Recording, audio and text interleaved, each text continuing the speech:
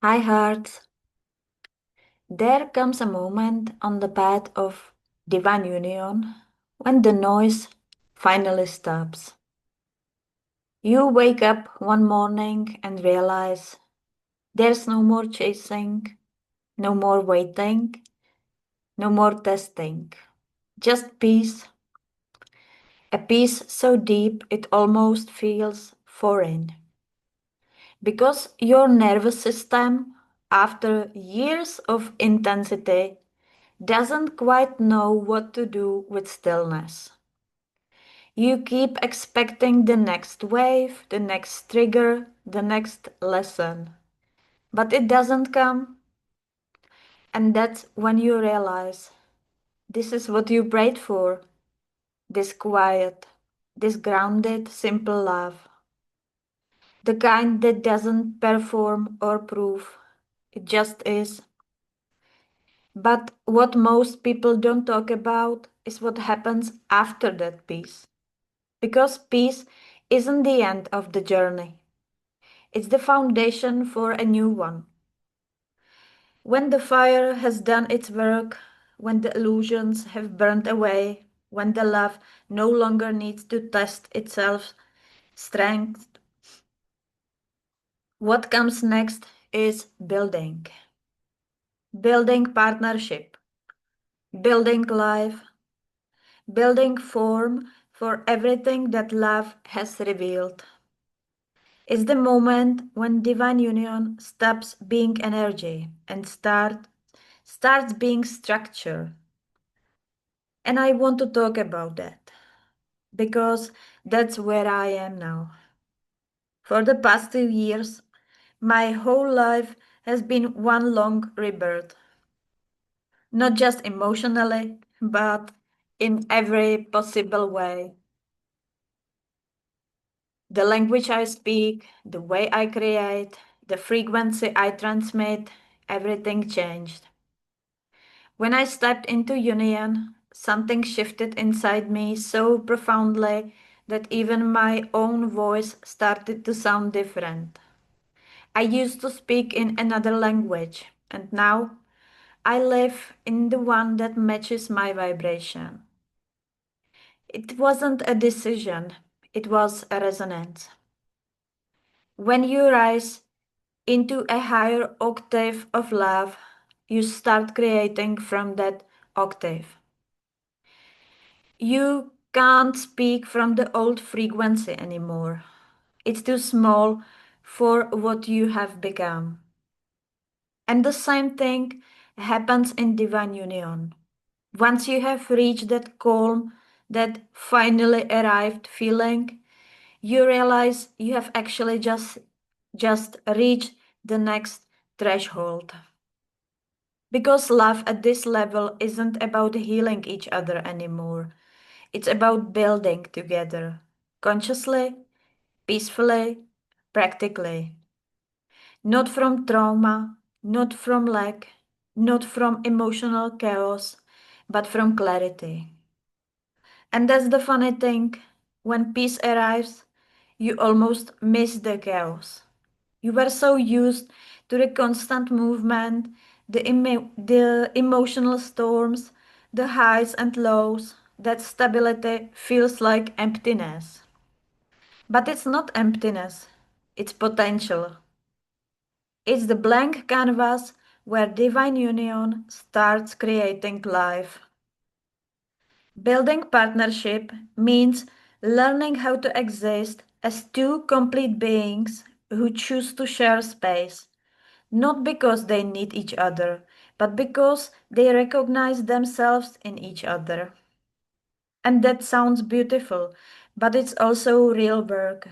It means learning to communicate without control, to make decisions not from fear, but from alignment, to honor freedom while choosing togetherness.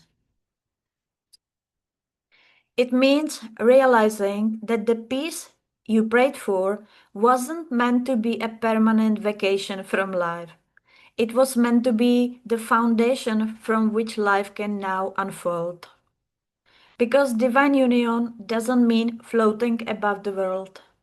It means bringing heaven into it, into dishes, conversations, work, creation, silence.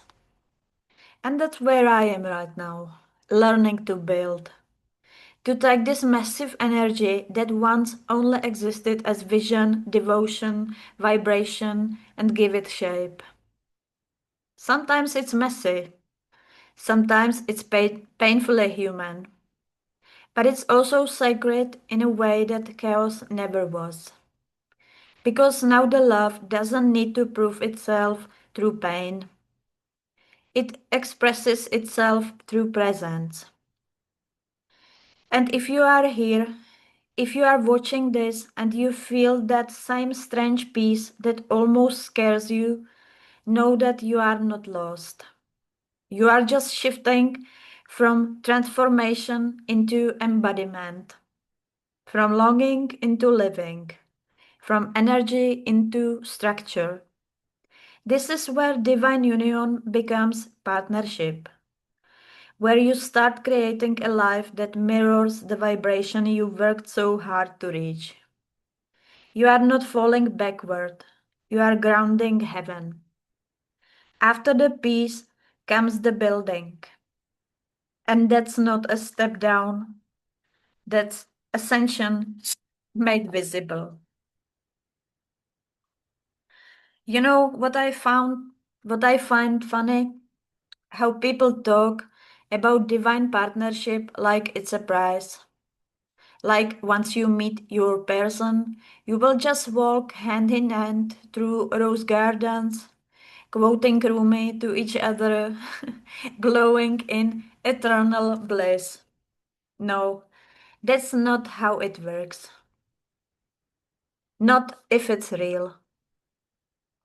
Divine partnership isn't the reward, it's the curriculum. When two fully conscious beings meet, not half asleep, not wounded and chasing each other's approval, but awake, open, and vibrating at a frequency that actually matches, that's when the real work begins. Not the kind of work where you fix each other, or process forever, or analyze every text message like it's a sacred code. The real divine partnership starts when both of you have already burned through enough illusions to stop seeking validation and start creating reality together. It's funny. The moment you enter that kind of connection, you think, finally, peace. And yes, it's peaceful. Your nervous system stops screaming. Your body relaxes. But here's the thing, peace isn't the ending. Peace is the beginning. Because now that you are not running anymore, you have space. And space means you will finally meet yourself. All the little fragments that you hid behind healing. All the subtle control patterns you called boundaries. All the fears that didn't go away, they just got quiet because you were too busy chasing love. In divine partnership, there's nowhere left to hide. Your partner becomes the mirror you can't put down. And that's why it's work in light. Because you cannot escape into the shadows anymore. You can't blame them, manipulate them, or spiritually bypass your way through it. When people say divine love is easy, I laugh. It's simple, yes, but not easy. It's the kind of simplicity that demands your total truth. No pretending, no testing, no silent treatment to prove a point. You don't get to play victim anymore. You don't get to disappear and call it space. You don't get to be passive aggressive and call it feminine energy. You learn to love without performance, to stay open even when your ego wants to run, to speak when it's uncomfortable and listen what it's confronting. That's the real divine partnership. And yes, sometimes you will still trigger each other, but it's not chaos anymore, it's calibration. You don't spiral, you adjust. You don't break up, you breathe together, not the cliche kind of breathing, but that energetic recalibration where both systems sync again.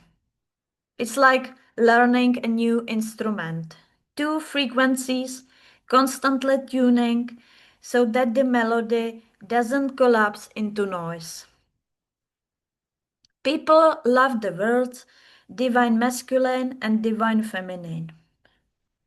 But most of them don't understand that those are energies, not people. The man isn't the masculine, the woman isn't the feminine. We both hold both. It's about polarity, not gender. When you live that consciously, it's not about chasing roles anymore, it's about holding balance. The divine masculine in you provides structure, clarity, direction. The divine feminine in you flows, receives, creates. When both are active within you and within your partner, love becomes fluid architecture, strong, flexible living. Sometimes people ask me, so does that mean no fights, no distance, no triggers? And I say, of course not, but they hit differently. You don't take it personally. You don't punish each other with silence. You use every misunderstanding to understand more. That's why I call it work in light. Because the work is not fixing something broken, it's expanding what's already whole.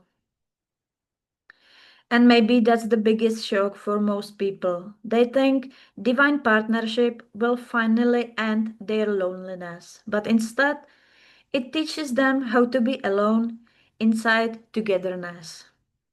Two sovereign beings, no ownership, just mutual devotion to truth. That's not romance, that's mastery. You see, the fairy tale version of love sells the image of fusion, two souls becoming one, melting into each other forever. The divine reality, two souls becoming more themselves than ever before, and still choosing to walk together.